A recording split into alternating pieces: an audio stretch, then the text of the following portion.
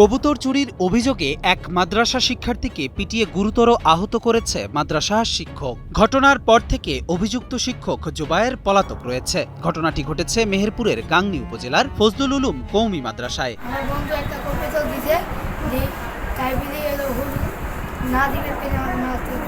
আহত শিক্ষার্থীর নাম জুনায়েদ হোসেন। সে কুষ্টিয়ার দৌলতপুর উপজেলার মৃত জয়নাল আবেদিনের ছেলে।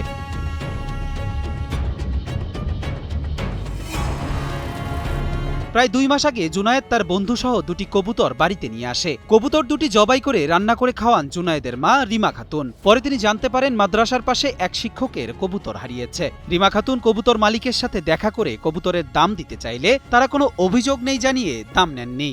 অথচ গতরাতে খবর পান শিক্ষক তার ছেলেকে মারধর করেন। বন্ধুদের সাথে 3 জন মিলে কবুতর নিয়ে যাই রান্না বাড়া করে খাওয়াই। তাদের আমি পথের ভাড়া দিছি। পথের ভাড়া দেওয়ার পরে তারা 2 জনা চাইলে গেছে। জানানির পরে দিয়ে আমি বলছি, ভাই আমি তো জানি না, ভুল টুটি যাই হোক মাফ করে দেন। আমি বুধবারের দিন আসবো। আসার পরে আমি ওই কবুতর দুটো দিয়ে যাবো। বসুন্ধরা টিস্যু অশুদ্ধতার বিরুদ্ধে এক বিন্দুও ছাড় নয়। যার কবুতর সেই ভাইকে পাইনি, সেই আপাকে পাইছি। যে আপাকে বলছে যে আপা আপনার কি কবুতর হারিয়েছে? তো বলছে হারিয়েছে, কে নিয়েছে আমি জানিনি, অবশ্য যেইনি আপনার ভাই ভালো মানুষ, কিছু বলবে না।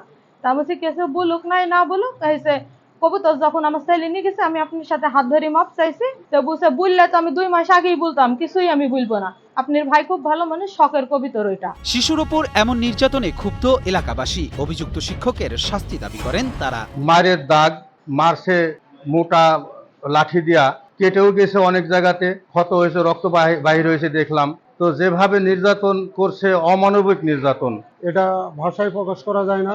যেহেতু সে একজন অসহায় ছেলে, তার বাবা নাই, সেই হিসাবে তাকে মাদ্রাসায় ভর্তি করেছে। তার মা হয়তো খুব কষ্ট করে তাকে মানুষ করেছে, বাচ্চা ছেলে।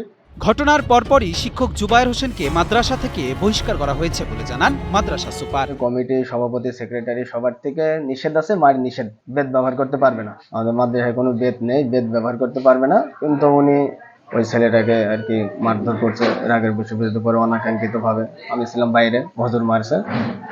প্রাথমিক পর্যায়ে আমাদের হাফিজ সাহেব হুজুর আছে, উনি মলম টলম চিকিৎসা ব্যথার পড়ে খাওয়াইছে রাত্রে। তো আমরা এখন সিদ্ধান্ত নিয়েছি, কমিটি সিদ্ধান্ত নিয়েছে যে ওই শিক্ষকরে আর এখানে রাখা যাবে না, যে করে হোক শিক্ষকরে বিদায় করতে হবে। ঘটনার পর থেকেই পলাতক অভিযুক্ত শিক্ষক জুবায়ের। অভিযোগের বিষয়ে জানতে তার সাথে যোগাযোগ করা হলে কোনো বক্তব্য পাওয়া যায়নি।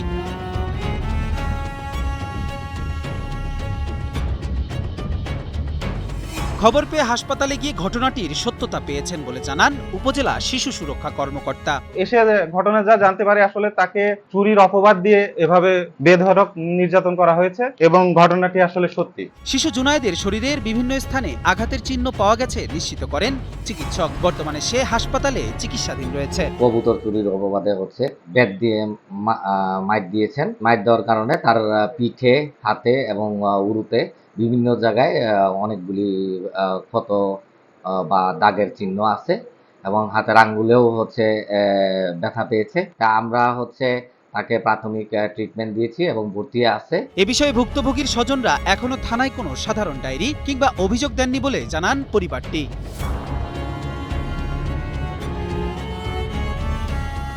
রাব্বি আহমেদের পাঠানো তথ্যচিত্রে ডেস্ক রিপোর্ট, কালের কণ্ঠ।